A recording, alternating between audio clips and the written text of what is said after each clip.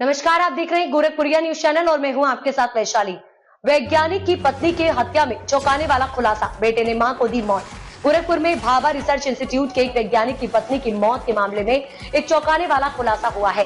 Police की तफ्तीश के बाद ये सामने आया है कि वैज्ञानिक का नाबालिग बेटा ही अपनी माँ की मौत का जिम्मेदार है। दरअसल माँ ने बेटे को स्कूल जाने के लिए जगाया।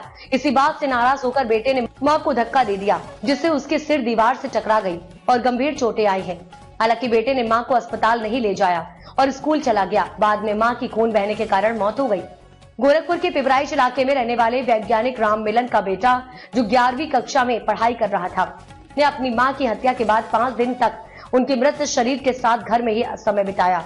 जब वैज्ञानिक घर लौटे तो उन्हें घर से दुर्गंध आने लगी। घर का दरवाजा खुला हुआ था और अंदर जाते ही उनकी पत्नी का शव पड़ा हुआ था।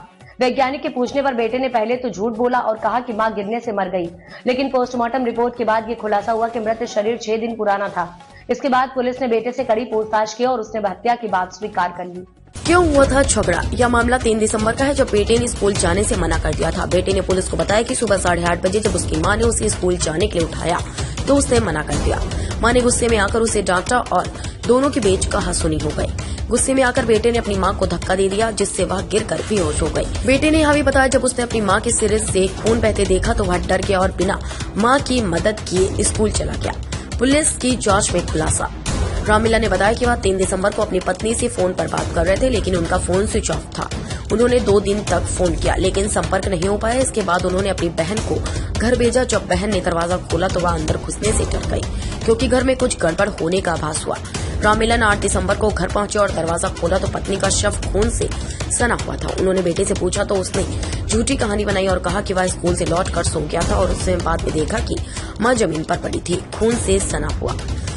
पुलिस ने घर के सीसीटीवी फुटेज को भी चेक किया और पाया कि किसी बाहरी व्यक्ति का घर में प्रवेश नहीं हुआ था। फुटेज में केवल बेटा ही दिखाई दे रहा था, जो अंदर गया और बाहर आया था। इस आधार पर पुलिस ने बेटे से पूछताछ की और उसने हत्या की सच्चाई कबूल कर ली। बेटे ने कबूल की हत्या। पुलिस ने बेटे से करीब 2 घंटे तक कड़ी पूछताछ की और आखिरकार उसने अपनी मां को दीवार से टकरा कर मारने की बात स्वीकार की। बेटे के मुताबिक गुस्से में आकर उसने अपनी मां को धक्का दिया, जिससे वह सिर से घायल हो गई और बाद में खून बहने से मौत हो गई। बेटे ने सबके साथ 5 दिन बिताए और किसी को इसकी जानकारी नहीं दी।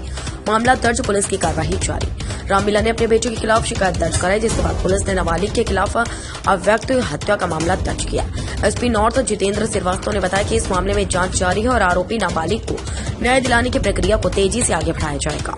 यह घटना न केवल एक मां के लिए एक दिल दहला देने वाली त्रासदी है, बल्कि एक बेटे के रूप में एक खौफनाक अपराध की भी गवाही देती है, जिसे शायद कभी किसी ने कल्पना भी नहीं की थी।